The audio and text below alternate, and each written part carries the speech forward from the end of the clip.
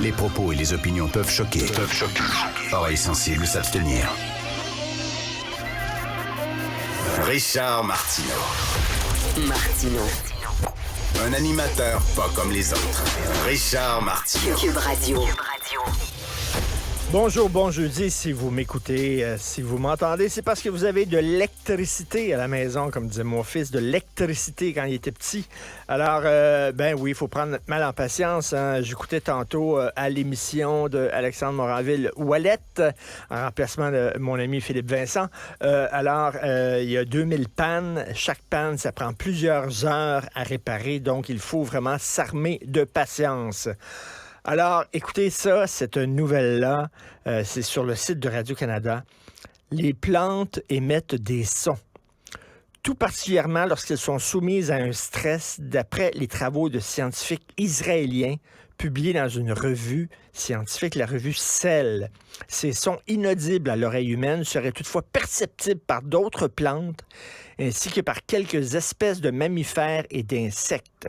Ces sons ressemblent à des clics, semblable à du maïs éclaté.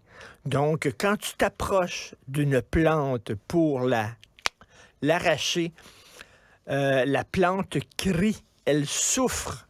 Donc, est-ce que ça veut dire que maintenant, il va falloir aller au-delà du végétarisme?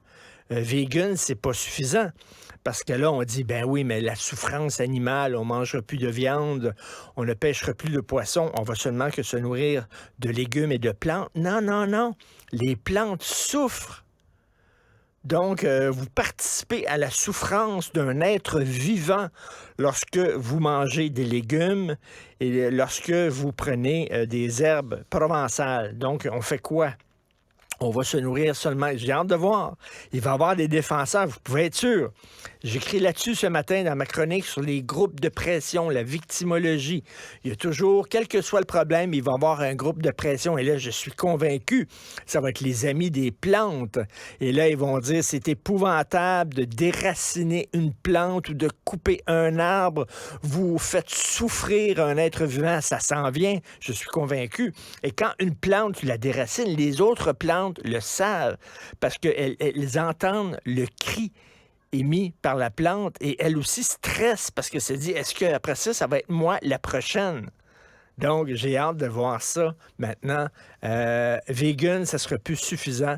Il va falloir aller un peu plus loin. Martineau, souvent imité